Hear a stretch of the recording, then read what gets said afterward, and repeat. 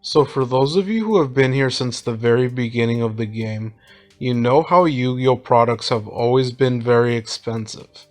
And you might also remember wanting to buy packs as a kid just to pull all of your favorite Yu-Gi-Oh cards. But you may also remember how hard it was to pull any of these holos from these old school Yu-Gi-Oh packs.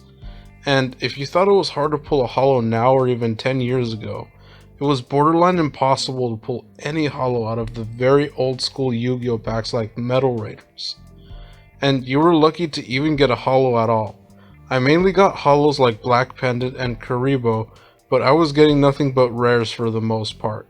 The best holo I ever got back then was Graceful Charity, but it unfortunately got banned fairly quickly, which, sucked. But the point is, it was tough getting anything good, and you could even fast forward things to the 5Ds era, or even back when special editions started including promo cards, and it was still pretty tough getting anything of value. And by value, I mean it could be that the card was just worth a lot, or it was just very good or very usable. However, special editions did add a bit more value since they assured you promo cards, which were included in every mini special edition box. So their additional holo cards gave you more value, and they gave you more stuff to sell. And I personally found that the Order of Chaos Special Edition was one of the highest value special editions, especially because it included a holographic Effect Veiler as the promo card. And it was better since Effect Veiler was one of the most highly sought after cards back then. However, if you look at the booster boxes around the same time, you started to notice that the first edition boxes started to include certain card rarities, such as one ultimate rare or even one secret rare per box, and this was radically different from years prior. There wasn't really a ratio of sorts in the years before, at least not like this, and the ratio ultimately gave buyers a greater ability to predict what kind of rarities to expect in the box, and it cued you in to decide if the box was worth it, especially if you were trying to make a profit from selling singles from any given box. But now, Konami has booster boxes that include a holo card in every single pack, which adds more inherent value when you try to sell these cards. And the plus side is, it also helped crack down on scammers who were scaling packs, which basically guaranteed that you would get packs that didn't have holos, while the scammers assured that they got the packs with the desired holos. By putting holos in every single pack, Konami made sure that the scammers couldn't get away with their scummy little scheme. So good job to Konami for actually being on the consumer side. But while booster box value has increased since the early days, it's recently plateaued over the years. However, Yu-Gi-Oh tins on the other hand have seen a tremendous increase in value.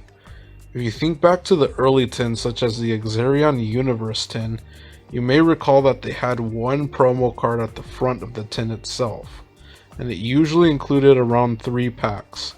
And it was pretty brutal opening one of these tins, since you more than likely didn't pull any holos except for the promo card.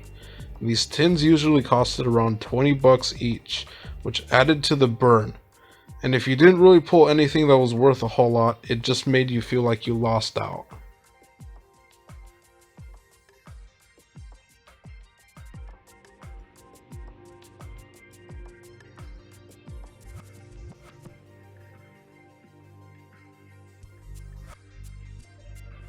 But nowadays, tins have gotten a major facelift in the form of the Yu-Gi-Oh! Mega Tins. These tins don't really have a focal promo card, but they include a promo pack, like the 2019 Golden Sarcophagus tin. Or, future tins cut out the promo cards altogether, and instead opted to include more cards in the pack.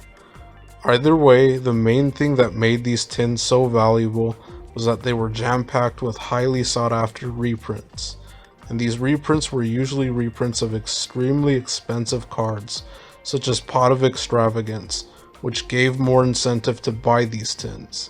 And these tins were stuffed with a lot of expensive reprints, which added to the overall value since you could easily profit from these tins. But even if you weren't trying to make a profit, you usually got a lot of very playable meta cards, and it would greatly benefit your deck. And that was what was best about these tins. You usually got a bunch of very competitive cards that were previously hard to come by, and it made these elusive reprints more available to budget players, and the player base in general.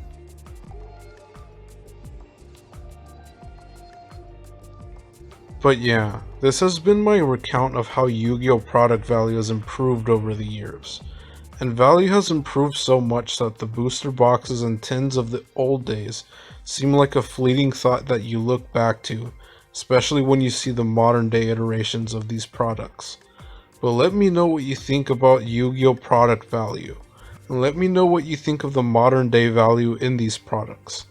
But all in all, I think Konami has done a phenomenal job at improving the overall value of these products, and I think they've earned a major pat on the back for it. But with that, that pretty much wraps it up for this video.